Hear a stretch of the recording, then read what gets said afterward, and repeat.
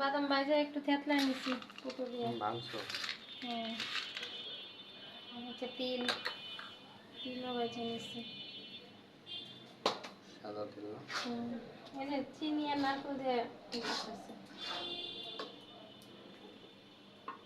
এটা তো ওই চিনি দিছি নারকেলের ভিতর চিনি দেন।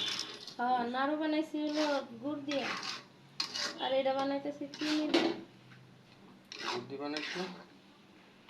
কালকে নাড়ু বানাইছি না হুম। এটা গুড় দিয়ে বানাইছি না এটাতে গুড় দিবা না? না এটা চিনি দিয়ে দুইটা নারকেল না? দুটো নারকেলের একটা নারকেল আর একটা নারকেলের অর্ধেক আর চিনি দিছো কত?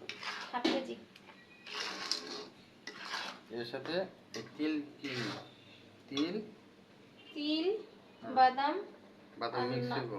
হ্যাঁ মিক্স করে নাড়ুর মতো বানাবে তো?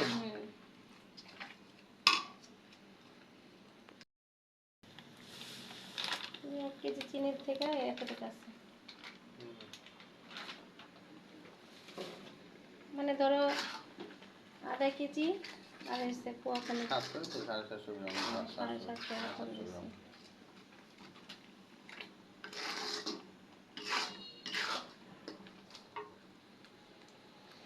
কত বানি করতে হবে? লাল হইব নাকি? হালকা তাহলে তুমি এটা ই করো, কারণ ই করবো আমার ডাক দিবা মিলে না, ঠিক আছে?